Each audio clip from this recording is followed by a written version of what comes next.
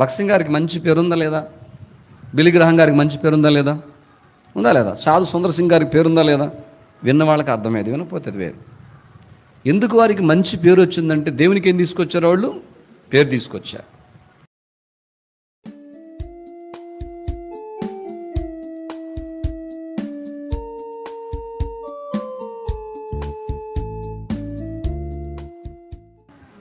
క్రైస్తవుల్లో కూడా పేరు ప్రఖ్యాతులు గాంచిన వాళ్ళు ఉంటారు.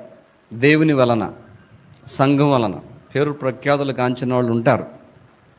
ఎవరు వారంటే వీళ్ళ క్రైస్తవుల్లో సేవకుల విశ్వాసులని కాదు, దేవుని వలన పేరు ప్రఖ్యాతులు గాంచిన వాళ్ళు ఉన్నారంటే వారు దేవునికి పేరు తెచ్చిన వారు. దేవునికి పేరు తెచ్చిన వారికి దేవుడి పేరు తెస్తాడు. జఫన్యా 3:20 చివరి మాట చూడండి ఒకసారి. జఫన్యా పాత నిబంధన గ్రంథం, జఫన్యా 774 పేజీ, పాత నిబంధన, జఫన్యా 3వ అధ్యాయంలో చివరి వచనము 20వ వచనం చివరి మాటలు. నేను మీకు అక్కడ నుండి నేను మీకు ఖ్యాతిని మంచి పేరును తెప్పింతును. ఇదే యెహోవాకు. ఇది యెహోవా చెప్పిన మాట, మానవుడు చెప్పిన మాట కాదు. నేను మీకేం తెప్పిస్తాను? ఖ్యాతిని, ఏ పేరు అది? మళ్ళా మంచి పేరు తెప్పిస్తానంటున్నాడు. ప్రభువుని నమ్ముకున్న వారికి మంచి పేరు ఊరినే రాదు. ఖ్యాతి అదొక పెద్ద స్థాయి, ఆత్మీయ స్థాయి, ఊరినే రాదు. ఎందుకు వచ్చింది మంచి పేరు? మంచి ఖ్యాతి పేరు. నీకు నేను ఖ్యాతిని, మంచి పేరుని తెప్పింతునంటున్నాడు. ఎప్పుడు వచ్చింది అక్క? దేవునికి ఏం తేవాలా? పేరు. దేవునికి పేరు తెస్తే ఆ తెచ్చిన వారికి పేరు వచ్చింది. దేవునికి పేరు తేకుండా వారికి పేరు రావాలన్నా, మంచి పేరు, ఖ్యాతి రావాలన్నా అస్సలు రాదు. దేవుని పేరు ఉందగా అంటే అనేకులు దేవుని నామానికి అవమానంగా నడుచుకున్నప్పుడు, మరి పాత నిబంధనలో వ్రాయబడిన మాట కొత్త నిబంధనలో కూడా, మిమ్మును బట్టి నా నామము ఏమవుతుంది? అన్యజనుల మధ్య దూషించబడుతుంది అన్నాడు. అంటే దేవుని నామానికి పేరు, అప్పుడు మంచి పేరు వచ్చిందా దేవుని నామానికి, దేవుని పేరుకి? దేవుని పేరు దూషించబడుతుందంట. ఏం దేవుడు ఆ దేవుడు, ఏం దేవుడు యేసు ప్రభు అనే పరిస్థితి ఎందుకు వస్తుందంటే, దేవుడు సాక్షార్థమే, దేవుని మహిమార్థం వెళుతున్నప్పుడు అంటే అది వేరు. దేవుని నమ్మిన మనల్ని బట్టి దేవుని నామానికి దోషణ వస్తుందంటే మనకు కూడా ఏమొచ్చింది? దోషణే వస్తుంది. దేవునికి పేరు లేకుండా మనకి పేరు ఎట్లా వస్తుంది? దేవునికి ఖ్యాతి రాకుండా మనకి ఖ్యాతి ఎట్లా వస్తుంది? దేవునికి ఎవరైతే పేరు తెస్తారో వారికి పేరు వచ్చింది. అర్థమైందా మీకు? ఆలోచించుకోండి. బైబిల్లో ఉన్నారు, బైబిల్ తర్వాత వచ్చిన భక్తులు కూడా ఉన్నారు. భక్సింగ్ గారికి మంచి పేరుందా లేదా? బిలిగ్రహం గారికి మంచి పేరుందా లేదా? ఉందా లేదా? సాధు సుందర్ సింగ్ గారికి పేరుందా లేదా? విన్న వాళ్ళకి అర్థమయ్యేది, వినపోతే వేరు. ఎందుకు వారికి మంచి పేరు వచ్చిందంటే దేవునికి ఏం తీసుకొచ్చారు? వాళ్ళు పేరు తీసుకొచ్చారు. కనుక పౌలు విషయం చూద్దాం. అసలు పౌలు వలె మనం కూడా నమ్ముకున్నాం ప్రభువుని, పాపం నుంచి విమోచించబడ్డాం, ప్రేమ ప్రభు రక్తదారుల క్రిందకు వచ్చి, అలాంటి మనము ప్రభువుకి పేరు తేవటం అంటే అసలు ఎట్లా అది అనేది అర్థం చేసుకోవటం మంచిది. ఆ పౌలు దగ్గర చూస్తే బహు విచిత్రంగా ఉండదన్నమాట. ఎందుకంటే అట్లా పేరు తీసుకొచ్చాడు. కనుకనే అపోస్తలుడైన పౌలు రాసిన పత్రిక ఉందనే కదా, ఆ పత్రిక ఎవరి పేరు? ఎవరు రాసిన పత్రిక అని? అంతే కదా. రోమీలకు రాసినటువంటి పత్రిక ఎవరు రాశారు? అపోస్తలుడైన పౌలు రోమీలకు రాసిన పత్రిక. తర్వాత అపోస్తలుడైన పౌలు కొరింథీయులకు రాసిన మొదటి పత్రిక, అపోస్తలుడైన పౌలు కొరింథీయులకు రాసిన రెండవ పత్రిక, అపోస్తలుడైన పౌలు గలతీయులకు రాసిన పత్రిక, అపోస్తలుడైన పౌలు ఎఫెసీయులకు రాసిన పత్రిక. కొంతమంది బైబిల్ చదివేవాళ్ళు కూడా ఏం చేస్తుంటారంటే గలతీ పత్రిక, కొరింథీ పత్రిక, రోమ పత్రిక అంటారు. ఆ పత్రిక పైన ఎవరి పేరుంది? అపోస్తలుడైన పౌలు. అతని పేరుందా లేదా? అట్లా చూస్తూ ఉండి హెబ్రీ పత్రిక కూడా ఉందన్నమాట. హెబ్రీ పత్రిక కూడా ఏముంది ఎవరిది? అపోస్తులుడైన పౌలు. తెలుసా? అపోస్తులుడైన పౌలు 13 పత్రికలు. ఎన్ని పత్రికలు? ఎవరు రాశారు? అపోస్తులుడైన పౌలు. అతని పేరు ప్రభు పెట్టాడు లేదు బైబిల్లో. అంటే చాలా దేవునికి పేరు తెచ్చినోడు అనమాట. అందుకే ఆయన పేరు వచ్చింది. అది జెఫన్యా 3:20లో ఆ వాగ్దానం పౌలుకి నెరవేరిందా లేదా? మీకు ఖ్యాతిని మంచి పేరును తెప్పింతనన్నాడు. అలా అపోస్తులైన పౌలుకే కాదు, అది నీకు నాకు అందరికి దేవుడు పేరు తేవాలని అంటాడు. ఎవరికి పేరు తెస్తాడు?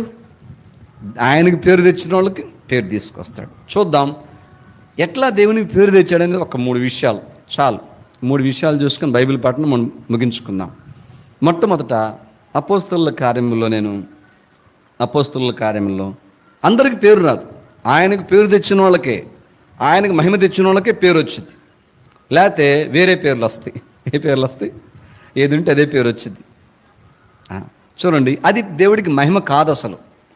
అపోస్తలుల కార్యముల్లో ఇప్పుడు 14వ అధ్యాయానికి వచ్చినండి. అపోస్తలుడైన పౌలు దేవునికి పేరు తెచ్చేవాడని ఆనాడు సంఘ సభ్యులే చెప్పారు, బాధ్యులే చెప్పారు. తెలుసునా? ఎట్లా చెప్పగలిగారు? ఎట్లా పేరు తెచ్చాడు? ఎన్నో విషయాలున్న 3 విషయాలు చూద్దాం అనుకున్నాం. మొట్టమొదటి విషయం అపోస్తలుల కార్యములు 14లో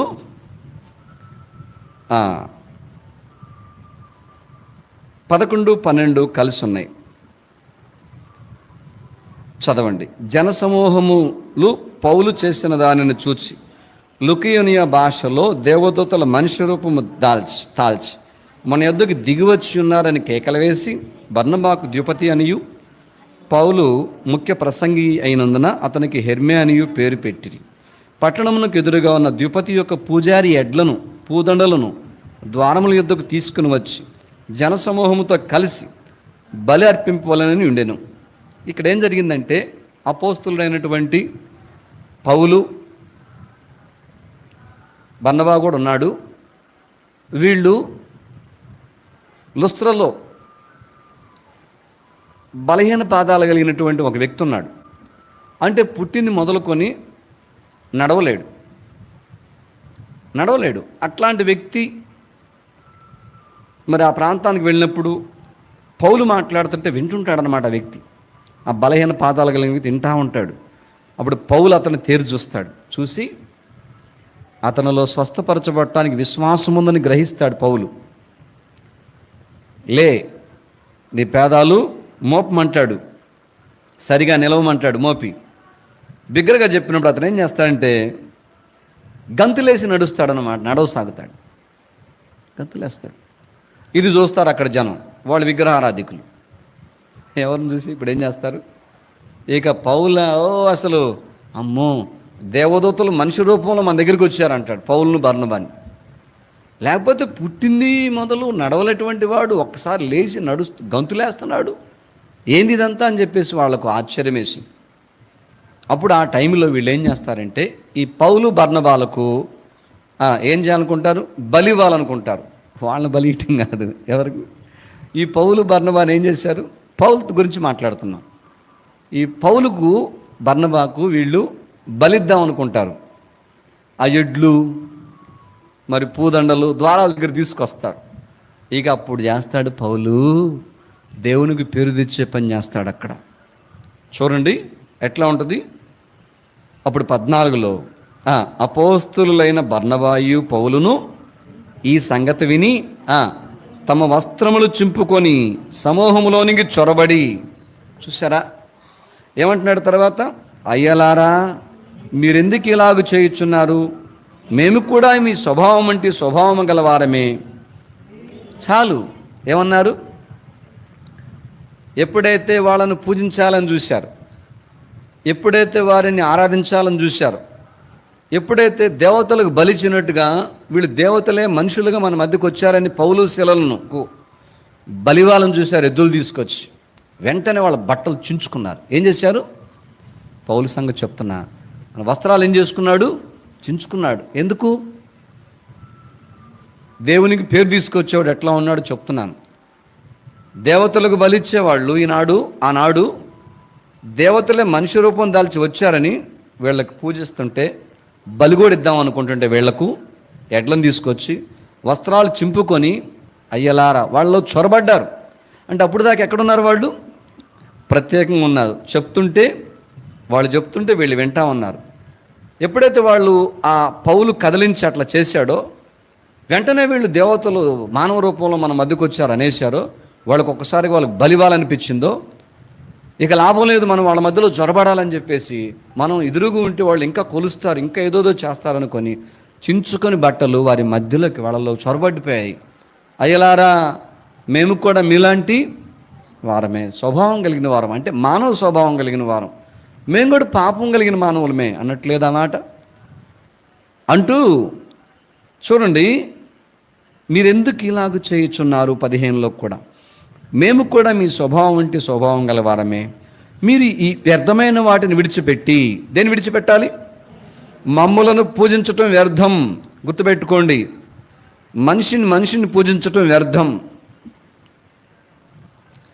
మనిషిని దండం అంటే దేవునికి వేరే నమస్కారం పెట్టుకోవటం వ్యర్థం.